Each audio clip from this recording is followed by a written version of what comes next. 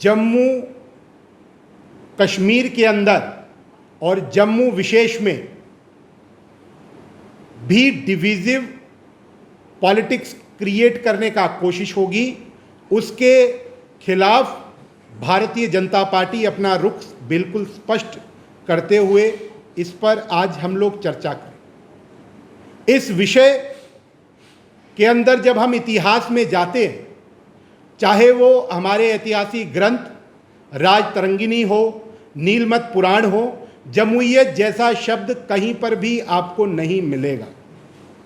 ना इसका कोई हिस्टोरिकल कल्चरल कोई रेफरेंस है और ना ही इसका कभी कहीं पर उपयोग हुआ है। हमने हमेशा माना है कि जम्मू कश्मीर एक एंटिटी है जिसके अंदर कश्मीर एडमिनिस्ट्रेटिव यूनिट है, जिसके अंदर 10 ज़िले हैं। वैसे ही जम्मू के अंदर 10 ज़िले हैं, जिसका एक जियो कल्चरल भू सांस्कृतिक एक लैंडस्केप है।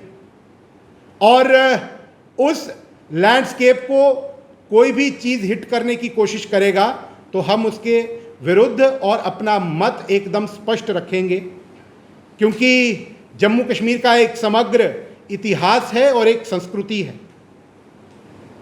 जहां पर कभी भी जमहूरियत शब्द का प्रयोग नहीं हुआ, तो ऐसी क्या आवश्यकता पड़ गई आज जम्मू विश्वविद्यालय के अंदर इस शब्द को प्रयोग करने के लिए, जबकि इंस्टीट्यूशंस, हायर एजुकेशन इंस्टीट्यूशंस जो हैं, वहां पर शब्दों के ऊपर रिसर्च होनी चाहिए, वहां पर इतिहास संस्कृति के ऊपर रिसर्च होनी चाहिए। ऐसे हॉलो शब्द गढ़ने का कोई लाभ नहीं है, और जो ये गढ़ने का काम कर रहे हैं उनके ऊपर एक बहुत बड़ा प्रश्न चिन्ह है। ये जो नैरेटिव है, ये डिविजिव नैरेटिव है, जो जम्मू के लोगों को अनएक्सेप्टेबल है। जम्मू ने कभी भी ना इस विचार के ऊपर, ना इस विमर्श, इस नैरेटिव के ऊपर विश्वास रखा है। इसीलिए ये जो कॉनोटेशन जमहूरियत उपयोग हुई है या की गई है, ये अपने आप में खोखली है और कहीं ना कहीं नेगेटिव साउंड कर रही है। तो इसलिए माननीय कुलपति, जिसे हमारा प्रश्न भी है और उनके ऊपर आक्षेप भी है, माननीय कुलपति जी, उपकुलपति जी बहुत सेंसिटिव और बड़े बुद्धिजीवी हैं, इंटेलेक्चुअल हैं, इसीलिए वाइस चांसलर हैं।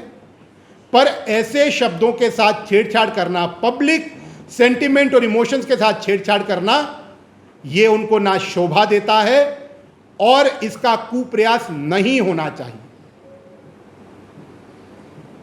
जहां पर इसका जब नाम दिया तो जो आगे शब्द लिखे गए वो कहीं ना कहीं एक जम्मू रीजन को डिविजिवनेस की और या एक कल्चरल फॉल्ट लाइंस क्रिएट करते थे। इसीलिए उन शब्दों को वापस लेना पड़ा। पर उपकुलपति जी को यह स्पष्ट करना होगा कि ये किसका ब्रेन चाइल्ड था और इसके पीछे जो मंशा थी, जो इसके पीछे इंटेंट थी, वो किन लोगों की थी, उन पर कोई ठोस कार्रवाई की या नहीं की। क्योंकि जो कल्चरल फॉल्ट लाइंस जब भी क्रिएट होती हैं तो उस पर कई चर्चाएं होती हैं और उस पर कुछ लोग, जो लोग हमेशा तोड़ने पर विश्वास रखते हैं, एक एंटिटी को पूरा रखते हुए दूसरी एंटिटी को तोड़ने पर, उस पर कुठाराघात करने पर, उसको हिट करने पर विश्वास रखते हैं, उनके लिए पॉइंट्स मिलते हैं। तो जो भी आइडिएटर्स हैं, जो भी इसके जनक हैं, उनके ऊपर सख्त कार्रवाई होनी चाहिए, ये हमारा मानना है।